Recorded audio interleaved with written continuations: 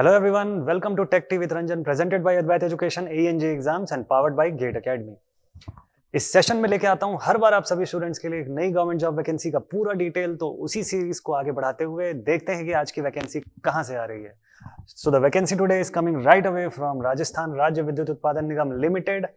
इसका एई का वीडियो आप लोगों ने देखा होगा। ये जो वैकेंसी है वो जेई लेवल के पोस्ट के लिए है, जूनियर इंजीनियर पोस्ट के लिए आई हुई है। तो चलिए देखते हैं इसका पूरा का पूरा डिटेल कि क्या है इसकी रिक्वायरमेंट।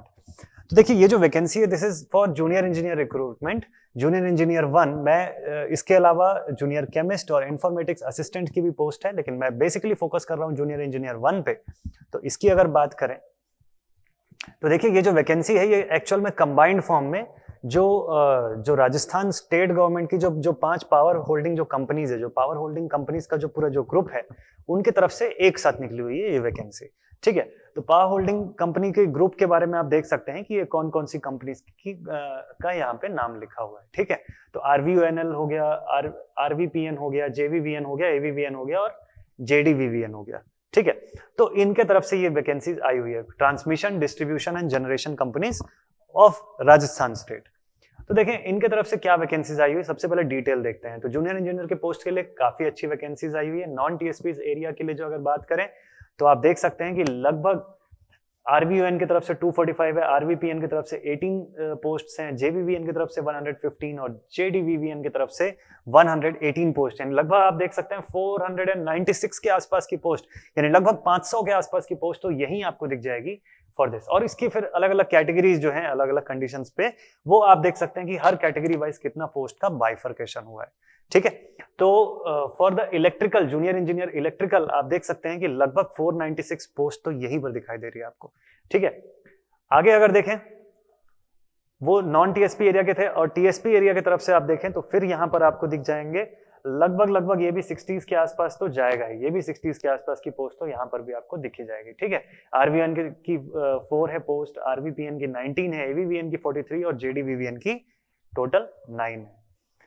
आफ्टर दैट अगर मैं बात करूं जूनियर इंजीनियर मैकेनिकल के लिए तो साफ मेंशन्ड है यहां पर 245 posts only purely for junior engineer mechanical है। तो बहुत अच्छी वैकेंसीज है। आप अगर प्रिपरेशन कर रहे होंगे एजेई लेवल के एग्जाम्स की तो आपके लिए ये बहुत अच्छा एक अपॉर्चुनिटी है जिसपे कि आप वर्क कर सकते हैं।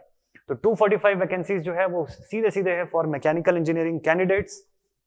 इसका भी बाइफर्केशन यहाँ पर बोर्ड पर आप देख सकते हैं। एंड टीएसपीज एरिया के लिए +3 और कर लीजिए आप, टीएसपीज एरिया के लिए +3 आप और कर लीजिए इसमें, दैट इज कमिंग फ्रॉम आरवीयूएन। वैसे ही अगर बात करें जूनियर इंजीनियर सिविल के लिए तो नॉन टीएसपी एरिया में 38 पोस्ट की वैकेंसी इनकी आई हुई है, 33 फ्रॉम आरवीयूएन और 5 जो है वैकेंसी वो है जेवीवीएन की तरफ से। और वैसे इनके भी टीएसपी एरिया की अगर बात करें तो 5 सीटें यहाँ पर भी हैं, 5 पोस्ट की सीटें जो है यहाँ पर भी दिखाई दे रही हैं। 2 आरवीयूएन की तरफ से, एक आरवीपीएन की तरफ से है और 2 जो है वो एवीवीएन की तरफ से आई हुई है। Similarly junior engineer control and instrumentation and communication के लिए अगर बात करें तो 65 पोस्ट यहाँ पर है, इसका भी बाइफर्केशन आप देख सकते हैं। और टीएसपी एरिया के लिए +3 आप इसमें और ऐड कर लीजिए। साथ ही junior engineer fire and safety के लिए 16 वैकेंसीज है। और इसके बाद जो है वो जूनियर केमिस्ट या इंफॉर्मेटिक्स असिस्टेंट्स इन सब के लिए। अब एक खास बात मैं आपको बता दूं कि यहाँ पर जो वैकेंसीज हैं उसके लिए एजुकेशनल क्वालिफिकेशन, भले ही वो जूनियर इंजीनियर पोस्ट के लिए रिक्रूट कर रहे हैं लेकिन यहाँ पर भी एजुकेशन क्वालिफिकेशन बीटेक 4 ईयर का ग्रेजुएशन जो है वो मांगा हुआ है। ठीक है, सो दिस इज इंपॉर्टेंट। चलिए और डिटेल में इसके बाद देखें तो रेम्यूनरेशन एंड सैलरी एकदम क्लियर कर लेते हैं भाई। देखिए सबसे पहला रेम्यूनरेशन इसलिए लिखा हुआ है क्योंकि आप इनिशियली 2 साल के ट्रेनिंग पीरियड पे रहेंगे, प्रोबेशन पीरियड पे रहेंगे। ठीक है, so in your training period, in your probation duration, उस समय में आपका जो सैलरी रहेगा उस समय में आपका जो एक फिक्स्ड रेम्यूनरेशन आएगा वो 23,700 रुपए पर मंथ आएगा अगर आप जूनियर इंजीनियर पोस्ट के लिए हैं तो। और उसके बाद जब आप अपॉइंट होते हैं, आप अपना जब ट्रेनिंग कंप्लीट कर लेते हैं और आप जब कमीशनड होते हैं अपनी पोस्ट पर तो इन दैट केस आपका 33,800 पर मंथ जो होगी आपकी सैलरी बनेगी। ठीक है, एजुकेशनल क्वालिफिकेशन की बात करें तो देखिए एजुकेशनल क्वालिफिकेशन जो है वो जो डॉक्यूमेंट वेरिफिकेशन होगा उसमें जब वो चेक करेंगे तो उनको कौन कौन से डॉक्यूमेंट्स की रिक्वायरमेंट होगी, कौन से एजुकेशन क्वालिफिकेशन डॉक्यूमेंट वो देखेंगे, वो मैंडेटरी है। यहाँ पर साफ लिखा हुआ है कि इलेक्ट्रिकल के लिए the candidate must hold the full time 4 year graduation degree. तो ये इंपॉर्टेंट है। ठीक है, तो डिप्लोमा यहाँ पे नहीं पूछा हुआ है, यहाँ पर उसने सीधे B.Tech जो है डिग्री उसको रिक्वायर्ड माना है। ठीक, और इलेक्ट्रिकल इंजीनियरिंग की कैंडिडेट जो है वो basically electrical and electronics, electrical instrumentation and control, power system, तो ये सब स्ट्रीम से अगर आप हैं तो डेफिनेटली आप इसके लिए एलिजिबल हो जाते हैं। साथ ही बात करें mechanical engineering, civil, control and instrumentation and communication and then fire and safety के लिए सेम रिक्वायरमेंट जो है यहाँ पर मैंडेटरी है। इसके बाद जूनियर केमिस्ट और इंफॉर्मेशन असिस्टेंट जो है उसके लिए भी दिया हुआ है। हाँ, एक और चीज, इंफॉर्मेटिक्स असिस्टेंट जो है उसके केस में आप अगर आपका फुल टाइम डिप्लोमा डिग्री है कंप्यूटर एप्लीकेशन में या 3 year diploma in computer science and engineering, तो इन दैट केस आप उसके लिए एलिजिबल हो जाते हैं। ठीक है, ये एक ऑप्शन यहाँ पर मिलता है बच्चों को। नेक्स्ट आगे अगर देखें तो आपको जो है वर्किंग नॉलेज ऑफ हिंदी होना चाहिए, रिटन इन देवनागरी स्क्रिप्ट, और नॉलेज ऑफ राजस्थानी कल्चर जो है वो यहाँ पे मांगा हुआ है, वो मैंडेटरी है। ठीक है, नेक्स्ट इंपॉर्टेंट डिटेल अगर देखें तो भाई फिजिकल फिटनेस का है यहाँ पर रोल, वो फिजिकल फिटनेस भी चेक की जाती है। मेंटल एंड फिजिकल फिटनेस जो है वो आपका जरूरी है। एज लिमिट की अगर बात करें तो 21 से 40 साल की एज लिमिट यहाँ पर रिक्वायर्ड है। हालांकि ये अलग अलग पोस्ट और डिपार्टमेंट वाइज जो है वो वेरी कर रही है। तो RVUN अगर आप जूनियर इंजीनियर इलेक्ट्रिकल के लिए हैं तो RVUN 43 ईयर्स तक आपको अलाउ कर रहा है इन जनरल, और RVPN, JVVN, AVVN और JDVVN जो है वो 42 ईयर्स के लिए अलाउ करते हैं। For mechanical engineering stream RVUN जो है वो आपको 43 ईयर्स तक का एज लिमिट देता है। साथ ही junior engineer civil for RVUN is 43 years and RVPN, JVVN and AVVN जो है वो 42 ईयर्स तक के लिए आपको अलाउ करते हैं। ठीक है, control and instrumentation and communication के केस में आप देखें तो RVUN एंड RVPN जो है वो 42 ईयर्स के लिए अलाउ करते हैं। Fire and safety RVUN 42 years, junior chemist RVUN 42 years, और इंफॉर्मेटिक्स असिस्टेंट JVVN, AVVN और JDVVN के लिए 42 years is your final age limit. हालांकि अपर एज लिमिट जो है उसमें अगेन कुछ रिलैक्सेशन है आपकी कैटेगरी को देखते हुए, अलग अलग कैटेगरी के हिसाब से ये रिलैक्सेशन यहाँ पर गिवन है।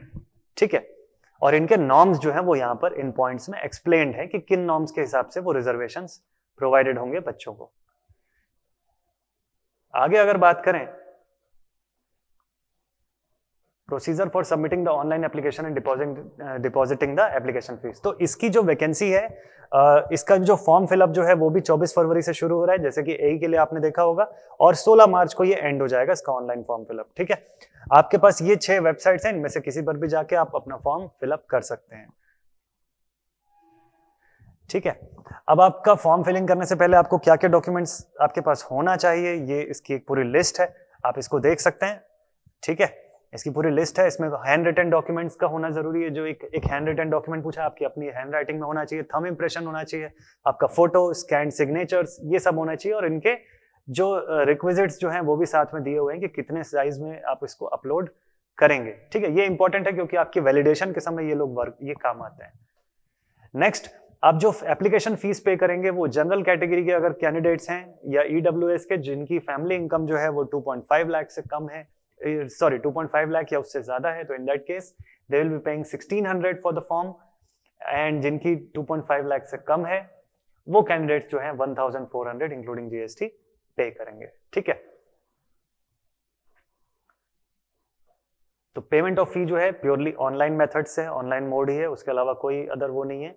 सेंटर फॉर एग्जामिनेशन जो है वो यहाँ पर गिवन है।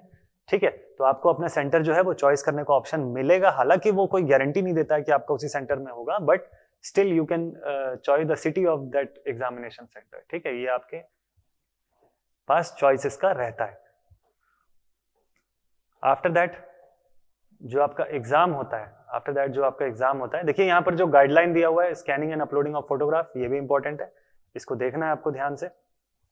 तो ये एक डिटेल जो नोटिफिकेशन है ना वो आपको ऑफिशियल वेबसाइट पर भी मिल जाएगी, और यहाँ इस वीडियो के साथ भी मैं लिंक कर दिया रहूंगा इसको। ठीक है, सो आप इस पूरे को डिटेल में देख पाएंगे।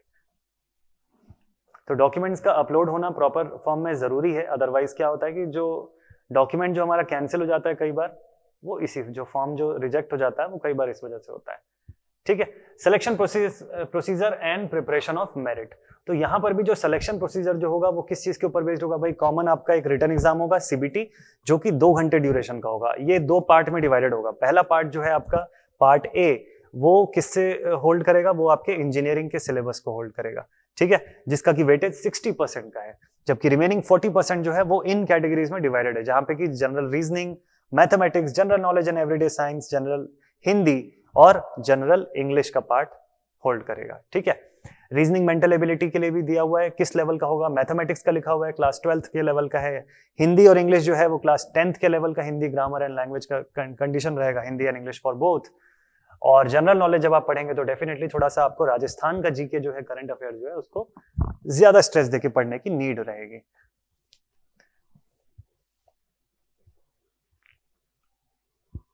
हाँ, इसमें एक चीज ध्यान देना कि competitive exam for the post of informatics assistant जो होगा वो 2 फेज में कंडक्ट होगा। पहला फेज जो है आपका वो तो सीबीटी वगैरह में चला जाएगा, और दूसरा फेज जो है उसका फिर एक अलग क्राइटेरिया है, जिसमें जो डीआई वगैरह के जो क्वेश्चन है वो भी आपको करने रहते हैं।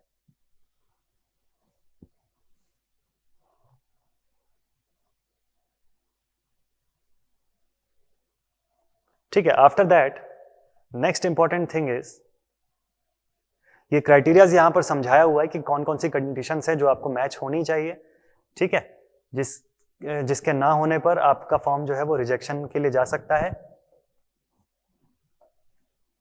ये अदर इंस्ट्रक्शंस, और last and most important thing कि ये इंपॉर्टेंट डेट्स आपको बस ध्यान में रखनी है, इसको भूलना नहीं है कि 24 फरवरी से आपका फॉर्म फिलअप जो है वो स्टार्ट हो रहा है। तो ये इस वैकेंसी में जितना भी पूरा डिटेल मैंने आपको बताया, आई होप आपको समझ आया होगा, और उसके बेसिस पे आप इस फॉर्म फिलअप के डेट को बिल्कुल ध्यान रखेंगे कि 24 फरवरी से शुरू होगा और 16 मार्च को इसका ऑनलाइन फॉर्म सबमिशन क्लोज हो जाएगा, ठीक है। तो आपको इसी ड्यूरेशन के अंदर फॉर्म फिलअप करना है। इनकेस अगर कोई डिफिकल्टी है तो जो डिपार्टमेंट ने नंबर भी दिया हुआ है, कॉन्टैक्ट नंबर, टाइमिंग दिया हुआ है, इस टाइमिंग के ड्यूरेशन में आप ऑल वर्किंग डेज में इनको कॉन्टैक्ट करके डिटेल्स अपनी जो डाउट्स है उसको रिजॉल्व करवा सकते हैं, ठीक है। आई होप कि ये जॉब वैकेंसी का डिटेल आपके कुछ काम आएगा, आपके लिए कुछ इंपॉर्टेंट रहेगा। ऐसे ही किसी नई जॉब वैकेंसी का डिटेल लेके फिर से मिलूंगा आप सभी स्टूडेंट से अगले सेशन में। सो आई होप कि ये वैकेंसी आपके लिए यूजफुल रहेगी और आप इसका फॉर्म फिलअप करेंगे। चलिए मिलते हैं स्टूडेंट्स नेक्स्ट सेशन में। Till then stay connected and stay motivated. Thank you very much.